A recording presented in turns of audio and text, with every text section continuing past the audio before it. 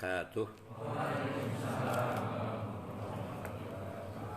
Alhamdulillah nahmadullah wa nasta'inu wa nastaghfirullah wa ala alihi wa sahbihi wa mawalah wa nastaghfirullah wa na'udzubillah min syururi anfusina wa min sayyiati a'malina may yahdihillahu fala mudhillalah wa may yudlil fala hadiyalah. Asyhadu an la ilaha illallah wahdahu la syarikalah wa asyhadu anna Muhammadan abduhu wa rasuluh alladzi la nabiyya ba'dah. Allahumma fassalli ala Muhammadin nabil karim wa ala alihi wa sahbihi wa mawalah. Jamaah rahimakumullah, pada malam ini judulnya adalah sekitar i'tikaf.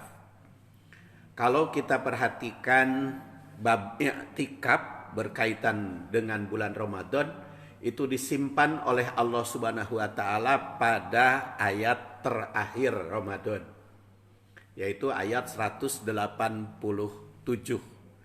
Pada kesempatan lalu kita bahas bahwa seruan ibadah saum itu diawali dengan la'allakum tattaqun ayat 183 dan diakhiri dengan kadzalika yubayyinullahu ayatihi linnas la'allahum yattaqun.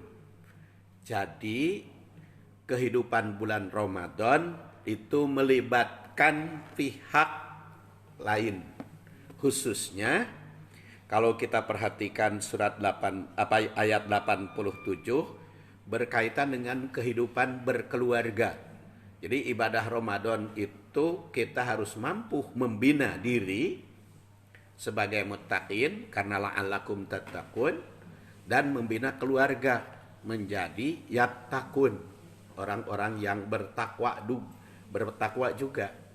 Dan ternyata di ayat 187 ini diawali dengan bab keluarga. Uhilla lakum lailatas siyamir rafasu ila nisaikum. Kemudian yang berkaitan dengan i'tikafnya adalah fal ana bashiruhunna wabtagu ma kataballahu lakum wa kulu wasrabu hatta yatabayyanal khaytul abyadu minal khaytil aswad minal fajr summa atimus siyam ilal lail wa la tubashiruhunna wa antum akifuna fil masajid. Jadi awal ayatnya Allah menandaskan dihalalkan bagi kalian pada bulan Ramadan untuk rofas, untuk gaul suami istri.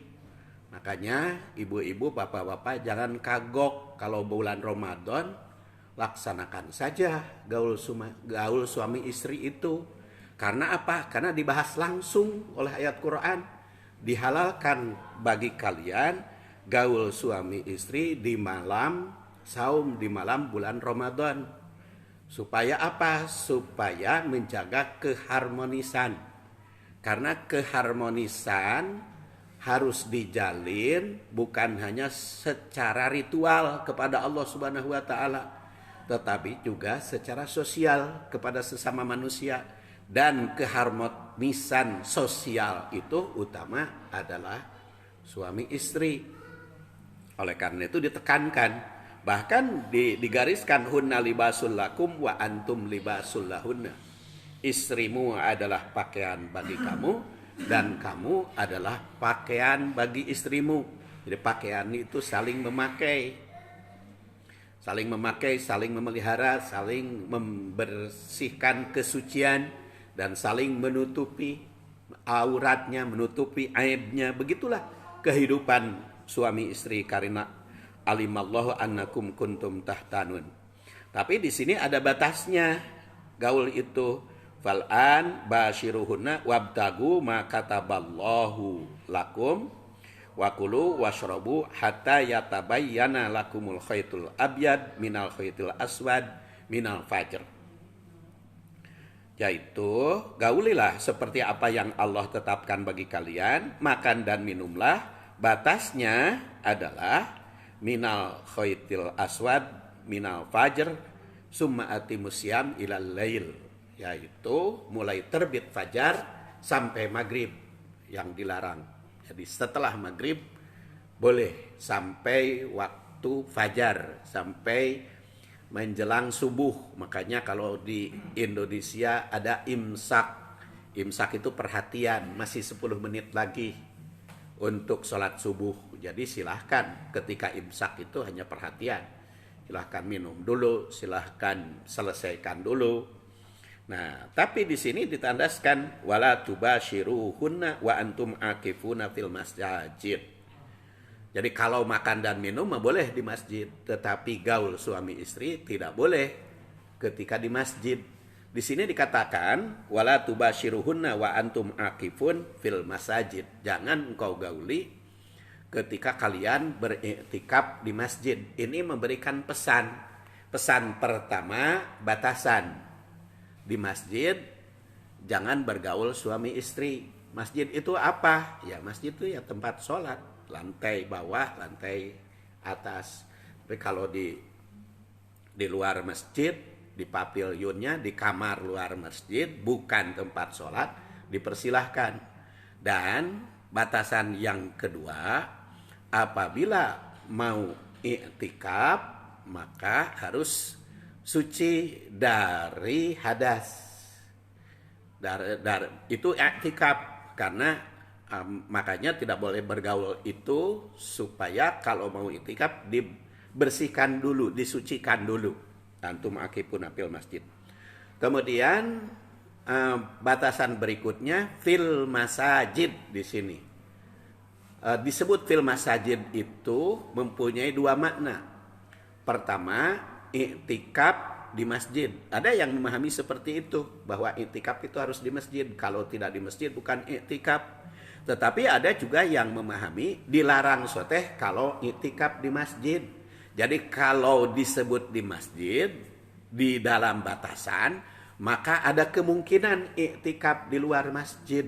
Kalau intinya di dalam perenungan, di dalam penghayatan.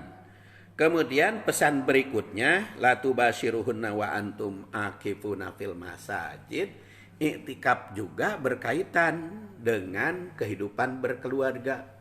I'tikaf juga berkaitan dengan urusan suami istri. Makanya ada sedikit koreksi kepada yang berpendapat kalau i'tikaf itu harus jauh dengan istri, sehingga ada yang 3 hari atau seminggu di masjid jauh bergaul dengan istrinya. Sebab ternyata Rasulullah SAW itu ketika i'tikaf dengan istrinya, istri itu dibawa ke masjid Rasulullah SAW juga. Walaupun kemahnya itu berbeda, ya, tetapi istrinya ikut di masjid. Dalam salah satu hadis riwayat Al-Bukhari dikatakan Rasulullah SAW pernah membangun khusus untuk i'tikaf kemah. Kemudian Aisyah juga ikut di pinggirnya membangun kemah. Lalu Hafsah juga mau ikut, dipersilahkan. Kemudian semua istri mau ikut i'tikaf. Tapi karena kalau istri Rasul semua ikut i'tikaf kan ngaherinan. Karena jumlahnya kan 9. Jadi para sahabat terhalang sehingga akhirnya berhenti Rasulullah i'tikaf itu dan dilanjutkan di bulan Syawal, sehingga itu menunjukkan bahwa i'tikaf juga ada di luar Ramadan. Kemudian pengertian i'tikaf itu sendiri walaupun diam, kata Imam Syafi'i, i'tikaf itu walaupun sejenak asal di dalam hati berniat berada di masjid atau diniatkan i'tikaf itu termasuk ke i'tikaf. Jadi i'tikaf juga berkaitan dengan kehidupan berkeluarga, kehidupan suami istri. Dan Rasulullah SAW kalau kita bahas hadis itu selalu dengan istrinya i'tikaf itu. Dan istri Rasul baru i'tikaf tanpa suami ketika Rasulullah SAW sudah wafat. Maka istrinya. Jadi ibu-ibu yang sudah tidak punya suami boleh i'tikaf di masjid asal tentu saja tempat khusus karena harus terpelihara dari fitnah atau dari gangguan dan sebagainya. Summa atimus syiyam ilal lail. Kemudian di situ dikatakan ilal lail, sampai malam. Jadi karena batas saum itu adalah mulai dari terbit fajar sampai terbenam matahari atau sampai maghrib. Jadi penekanannya Bapak-bapak dan Ibu-ibu, ibadah Ramadan itu tidak terlepas dengan kaitannya urusan keluarga. Jadi keharmonisan dengan Allah itu harus menggambarkan keharmonisan dengan keluarga. Jangan gara-gara ingin munajat kehadirat Allah, i'tikaf, lalu istrinya terlantar, keluarga terlantar, tidak terpenuhi.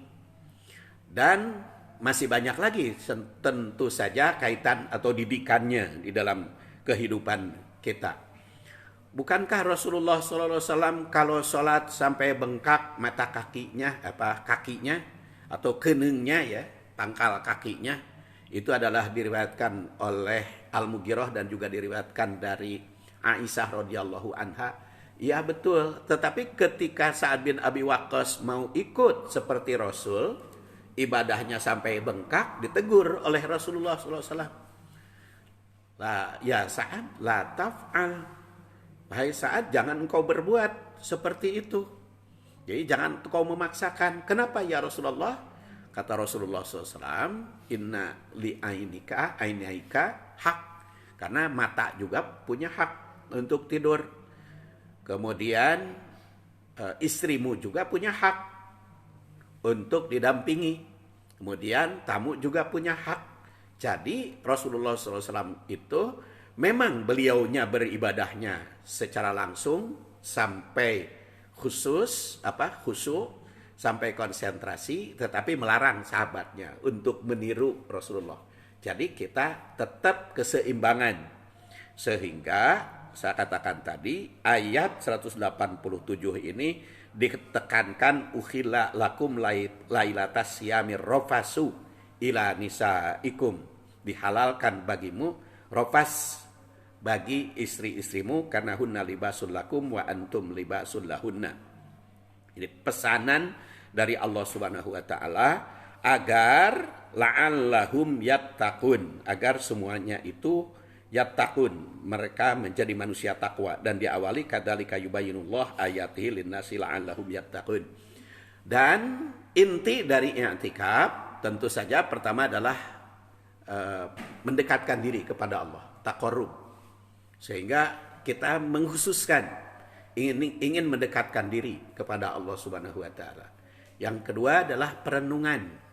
Jadi merenung diri sendiri, muhasabah, apa yang telah kita amalkan, apa yang telah kita kembangkan, apa berkaitan dengan keimanan, dengan hijrah, dengan jihad, apa sudah kita kerjakan, itu adalah perenungan. Kemudian yang ketiga, hadis riwayat Muslim, majtama'a qaumun fi baitin min